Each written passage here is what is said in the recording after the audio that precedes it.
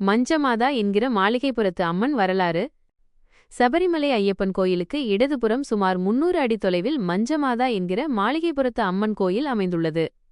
சுவாமி ஐயப்பன் தரிசனம் முடிந்ததும் கீழே இறங்காமல் மஞ்சமாதா கோயிலுக்குச் செல்வதற்கு நடைமேடை உள்ளது.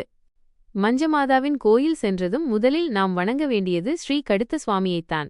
மிகுந்த சக்தி வாய்ந்த தெய்வம். பிறகு அங்கிருந்து மணிமண்டபம் செல்வார்கள். இந்த மணிமண்டபம் மிகவும் அழகாக இருக்கும்.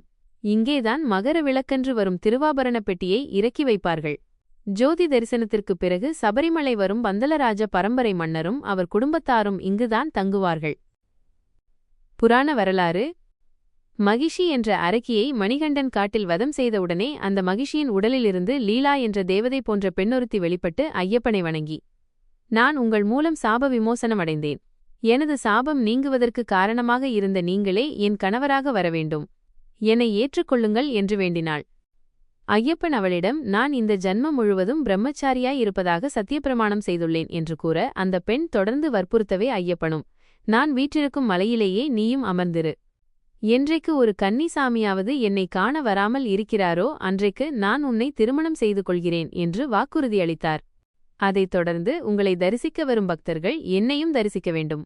அப்படி என்னை தரிசிப்பவர்களுக்கும் நீங்கள் அருள்பாலிக்க வேண்டும் என்று கேட்டு சுவாமி ஐயப்பனுக்கு இடதுபுறத்திலேயே பிரதிஷ்டையானாள். வழிபாட்டு முறைகள். அதன்படி அந்த பெண் சபரிமலையில் மஞ்சமாதா என்கிற மாளிகை புறத்தம்மனாக அமர்ந்து இன்றளவும் அருள்பாலித்து வருகிறாள். மாளிகை புறத்தம்மனும் அன்றிலிருந்து இன்று வரை ஐயப்பனை மணக்க ஆவலோடு காத்திருக்கிறாள். பக்தர்கள் மஞ்சமாதாவிற்கு மஞ்சள் பொடி தூவியும் அவளது திருக்கோயில் பிராகாரத்தைச் சுற்றி தேங்காயை உருட்டியும் வழிபாடு செய்து வருகிறார்கள். சில ஐயப்ப பக்தர்கள் ரவிக்கை துண்டு வைத்தும் வெடி வழிபாடு செய்தும் வணங்குகிறார்கள். திருமணம் வேண்டிய சிலர் 2 ஜாக்கெட் துண்டுகளை கொடுத்து ஒன்றை திரும்பப் பெற்று அதை வீட்டிற்கு எடுத்துச் செல்கிறார்கள். இப்படி வேண்டுதல் செய்த அடுத்த ஆண்டிலேயே அவர்களது திருமண ஏற்பாடு இனிதே நடைபெறுகிறது.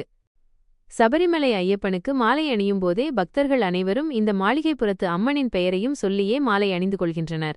மாளிகைப்புறத்து அம்மனை தரிசிக்காமல் எந்த கன்னிசாமியும் வருவதில்லை.